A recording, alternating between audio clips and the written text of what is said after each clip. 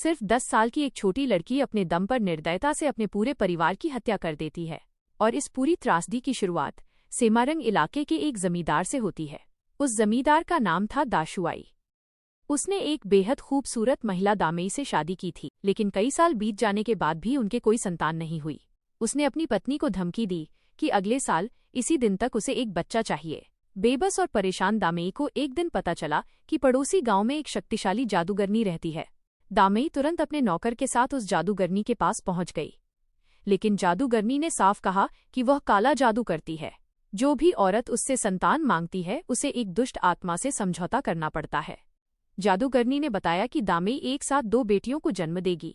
एक सुंदर और सामान्य बच्ची होगी और दूसरी एक कुरूप राक्षसी जैसी होगी। जादूगरनी ने मंत्र पढ़े और एक खास औषधि पिलाई। दवा पीते ही दामेई का शरीर बेकाबू होकर मरोड़ने लगा और उसका पेट अचानक फूल गया। 2 महीने बाद वाकई दामेई गर्भवती हो गई, लेकिन बच्चे के जन्म के दिन दामेई को अचानक डिलीवरी रूम में एक दुष्ट आत्मा दिखाई दी। डर से कांपती हुई दामेई ने पहले बच्चे को जन्म दिया, लेकिन वह बच्चा जन्म लेते ही मर चुका था। जल्दी से दाई ने दूसरे बच्चे को जन्म दिलाया, लेकिन उसने देखा कि ये बच्चा बहुत बदसूरत था। गुस्से में उसने तलवार उठाई और उस बदसूरत बच्चे को मार डाला। उसी क्षण पहले वाला बच्चा अचानक रोने लगा। दाशुआई ने तुरंत पूरे गांव में घोषणा कर दी कि उसे वारिस मिल गया है, लेकिन जैसे जैसे बच्ची कुमारा बड़ी हुई उसका व्यवहार अजीब होता गया। 3 साल की उम्र तक वो बोल भी नहीं पाती थी और ठीक से चल भी नहीं पाती थी।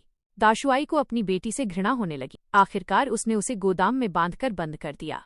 दामेई को तब एहसास हुआ कि उसने जादूगरनी से किया वादा तोड़ दिया था। गांव के बच्चे भी उसका मजाक उड़ाते और उस पर पत्थर फेंकते। उसके माता पिता सब कुछ देखते रहते, लेकिन कभी उसकी मदद नहीं करते। लेकिन एक रात 12 बजे अलमारी के अंदर से आवाज आई। कुमारा ने अलमारी खोली और वहां उसकी मरी हुई जुड़वा बहन सुमारा की आत्मा प्रकट हुई। सुमारा ने बताया कि उसके पिता ने उसे जन्म के समय मार दिया था।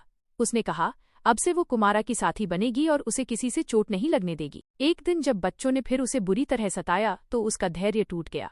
उस रात उसने रस्सियां तोड़ी और एक तेज चाकू उठाकर घर से बाहर निकल गई। उसने उन बच्चों को ढूंढा जिन्होंने उसे सताया था।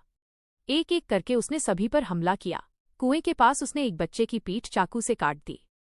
खून से पूरा पानी लाल हो गया, लेकिन उसका गुस्सा शांत नहीं हुआ। उसने और बच्चों को भी ढूंढकर निर्दयता से मार डाला। कुछ ही दिनों में गांव के कई बच्चे रहस्यमय तरीके से गायब हो गए। डरे हुए गांव वालों ने पूरे जंगल में खोजबीन शुरू की। आखिरकार उन्हें कुएं और जंगल में बच्चों की लाशें मिली।